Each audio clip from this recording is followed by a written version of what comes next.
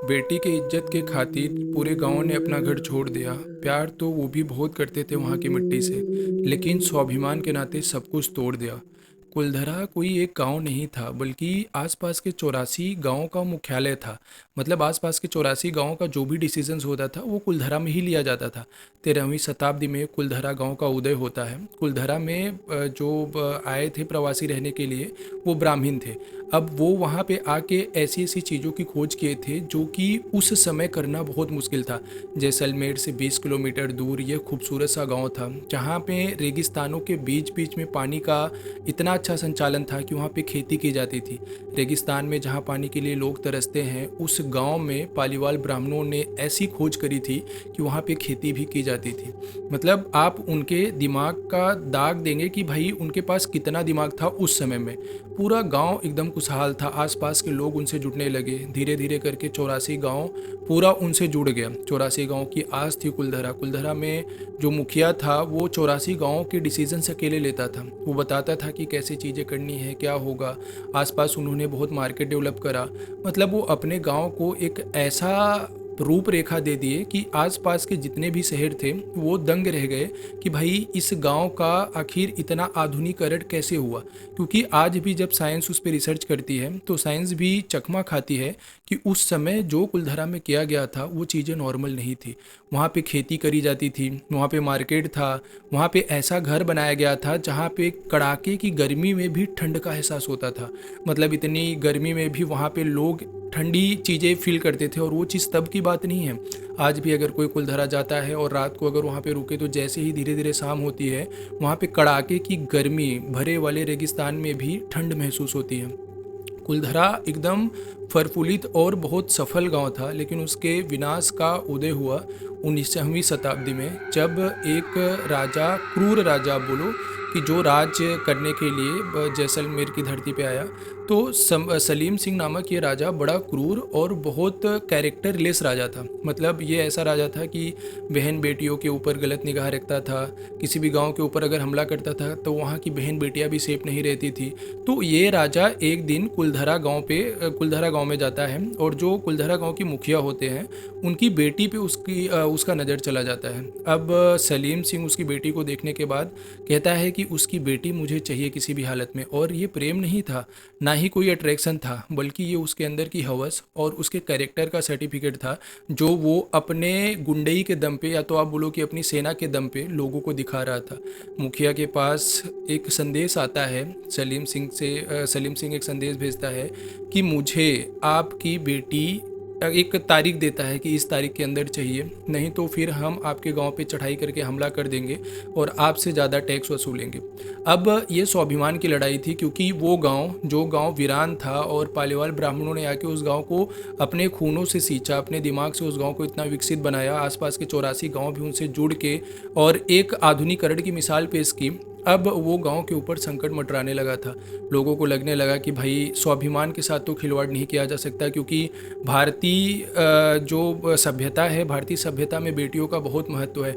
हमारे यहाँ तो स्त्रियों की पूजा भी होती है। हम तो कहते हैं कि भाई अगर हम 100 ऐसे पुण्य कर रहे हैं, लेकिन अगर हम स्त्री के ऊपर बुरी नज़र रख रहे हैं, तो स्त्रियों के साथ कोई पाप कर रहे हैं, तो ये 100 पुण्यों को ख़त्म कर देगा। और अगर आप स्त्री की पूजा कर रहे हैं, स्त्री की इज्जत कर रहे हैं, तो आप कोई भी पुण्य नहीं करेंगे, फिर भी आप एक अच्छे व्यक्तित्व में गिने जाएंगे। अब यहाँ पे पालीवाल ब्राह्मणों के स्वाभिमान की लड़ाई थी। राजा ने संदेश तो भिजवा दिया कि अगले पुण्यतिथि तक आप अपनी बेटी मुझे मेरे महल में भेज दो, और या तो फिर हम लोग चढ़ाई करके तुम्हारे गांव को नष्ट कर देंगे और तुमसे ज़्यादा टैक्स वसूलेंगे। अब वहाँ पे मंथन शुरू हुई कुलधरा गांव में, और कुलधरा गांव में सारे 84 गांव के लोग बुलाए गए। अब मुखिया उनके सामने प्रस्ताव रखे कि ये सिर्फ मेरी बेटी नहीं है, ये पूरे 84 गाँव की बेटी है, और अगर आज मेरी बेटी पे आँच आएगा तो आगे आने वाले समय में हर एक लोगों की बेटी पे आस आएगा। क्योंकि बेटी सिर्फ एक जन की नहीं होती, बेटी पूरे, अगर भारत की कोई बेटी है तो पूरे भारत का गर्व है, अगर कोई गांव की बेटी हो तो पूरे गांव का गर्व होता है। तो ये मुखिया एकदम परेशान हो गए कि भाई किया क्या जा सके, क्योंकि सलीम इतना क्रूर राजा था कि उसके पास सेनाओं की फौज थी, उसके पास हथियार थे। अब दूसरी तरफ कुलधरा गांव के सीधे साधे लोग थे, ना उनके पास हथियार था, ना ही उनके पास कोई भी ऐसे उपकरण था जिससे वो उनका सामना कर सके, ना ही इतनी सेना थी। तो अब उनके पास एक ही रास्ता था, या तो सरेंडर कर दो और या तो फिर गांव छोड़ के चले जाओ। अब जैसे कल लास्ट दिन है कि जब सलीम बोला था कि इसी दिन के अंदर मुझे भेज देना, वो डेट का कल लास्ट दिन आने वाला था। अब आज गांव के एक मंदिर में पूरा 84 गांव के लोग जमा हुए और 84 गांव के लोगों की एक सभा बैठी। अब उस सभा में ये डिसाइड करना था कि भाई आखिर किया क्या जा सके, क्योंकि बहन बेटियों को तो ऐसे देना स्वाभिमान के खिलाफ है भाई। बहन बेटियों के लिए तो हमारे महाभारत और क्या क्या हो गए, तो बहन बेटियों के मतलब इज्जत के साथ तो खिलवाड़ कर ही नहीं सकते। अब कुलधरा में एक सभा बैठी और कुलधरा के जो मुखिया थे उन्होंने एक फरमान जारी किया कि हम रातों रात ये गांव छोड़ के चले जाएंगे। अब मतलब आप समझो, वो गांव जो पूरे वहाँ के लोगों ने अपने खूनों से सींचा था, अपने पूरे मतलब मेहनत से उस गांव को इतना समृद्धि दिलाई थी, अब वो गांव छोड़ के वो जाने को डिसाइड किए, क्योंकि बेटियों के समझौता के साथ, बेटियों की इज्जत के साथ खिलवाड़ नहीं करना था उनको। अब उस रात उस गांव में क्या हुआ कि वो लोग 84 गांव के लोग, लगभग 5 से 10 हज़ार लोग रातों रात गांव से गायब हो गए। अब वो गांव से गायब होके कहाँ गए ये किसी को नहीं पता चला। सलीम सिंह जो राजा था, उसकी जो खुफिया एजेंसी थी, उनको भी नहीं पता चला कि वो जो पालीवाल ब्राह्मण थे और उनके साथ 84 गांव वाले लोग थे वो कहाँ चले गए रातों रात, किसी को पता नहीं चला। मतलब वो अपने बेटी के स्वाभिमान के लिए सब कुछ त्याग के चले गए। वो गांव जो उन्होंने अपने खून पसीनों से बनाया था, जिसको इतना विकास के पथ पे लेके गए थे, वो गांव को जा छोड़ के चले गए। उस रात जब वो गांव को छोड़ के जा रहे थे तो सारे गांव वालों के आंखों में आंसू था। गांव वाले सोच रहे थे कि आखिर हमने क्या पाप किया था कि ऐसे दिन हमको देखने पड़ रहे हैं। वो उनके बनाए गए घर, उनके बनाए गए आंगन और उनके द्वारा बनाई गई वहाँ पे जो मंदिरें और जो भी आधुनिक चीज़ें थी, वो सब देख के उनकी रूहें कांप जा रही थी, क्योंकि वो उस रात उन सारी चीज़ों को आखिरी बार देख रहे थे। धीरे धीरे करके लोग एक एक करके अपने एनिमल्स के साथ, जानवरों के साथ, अपने बच्चों के साथ, अपने बीवी के साथ और अपने थोड़े बहुत सामान के साथ पूरा गांव छोड़ दिया। अगले दिन जब सलीम आया तो सलीम देख के हैरान रह गया कि भाई गांव वाले गए तो कहाँ गए। अब गांव में सिर्फ बचा था खंडहर घर और उनकी आत्मा से निकली हुई वो सारी दुख जो उस गांव के पूरे चारों तरफ फैली थी। पूरा सुनसान गांव ऐसे लग रहा था जैसे मानो कि कोई बड़ा आक्रमण हुआ हो और सब जमींदोज हो गए हों। अब उस गांव वाले कहाँ गए उस रातों रात कुछ पता नहीं चला। और साइंस ऐसे कहता है कि गांव वाले अलग अलग जगह पे जाके शिफ्ट हो गए, लेकिन गांव वाले अपने बेटी के लिए पूरा 84 गांव खाली हो गया, लेकिन अपने बेटी के इज्जत के साथ वो गांव वालों ने खिलवाड़ नहीं किया। सलीम सिंह फिर वहाँ पे दूसरे लोगों को बसाना चाहा कुलधरा गांव में, लेकिन जब वहाँ के पलियार ब्राह्मण वो छोड़ के जा रहे थे तो उन्होंने गांव को एक श्राप दिया था कि जिस तरह मुझे यहाँ से निकाला जा रहा है और मजबूर करके हम लोग इस गाँव से जा रहे हैं और हम लोग अपने खून से और अपने मेहनत से बनाए गए गाँव को छोड़ने पर मजबूर हो गए, मैं श्राप देता हूँ कि इस गाँव में फिर से कोई नहीं रह पाएगा, ना ही यहाँ पे कोई सभ्यता होगी, ना ही यहाँ पे फिर से कोई गांव बसेगा और ना ही यहाँ पे कोई रह पाएगा।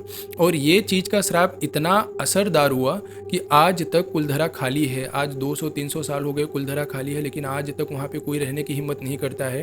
पैरानॉर्मल के ये जो तिवारी जी हैं वहाँ पे गए थे रिसर्च करने के लिए, अपनी बहुत सारी आधुनिक उपकरण लेके वहाँ पे निगेटिव एनर्जी मापने के लिए गए थे, तो उन्होंने भी फील करा कि वहाँ पे कुछ ऐसी चीज़ें हैं जो वहाँ पे लोगों को मतलब रुकने से मना करती हैं। मतलब तिवारी जी ने बताया कि रात को जब वो वहाँ पे रुके थे तो उनको एक ऐसी आवाज़ आ रही थी कि यहाँ से चले जाओ, यहाँ से चले जाओ, ऐसी उनको आवाज़ आ रही थी।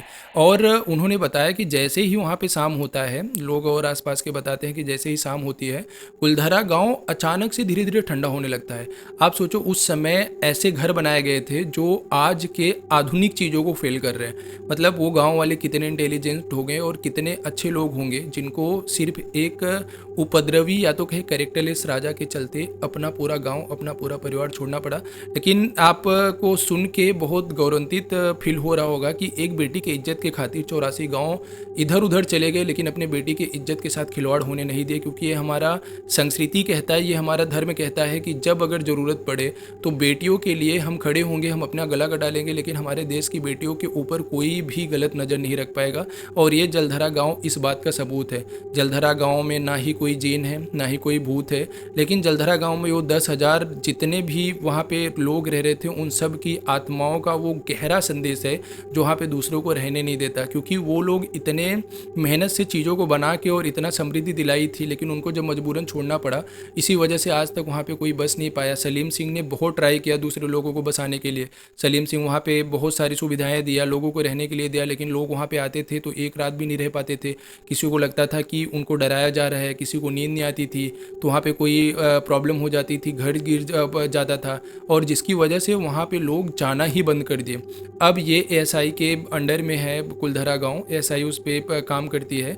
आज कुलधरा गांव आसपास नहीं पूरे भारत में चर्चा का विषय है कि आखिर उस गांव में ऐसा उस रात कौन सी अनहोनी हुई थी कि लोग 5,000 के 5,000, 10,000 के 10,000 लोग गायब हो गए और आज तक उनका कुछ भी पता नहीं चला, यहाँ तक कि कोई क्लू भी नहीं मिला।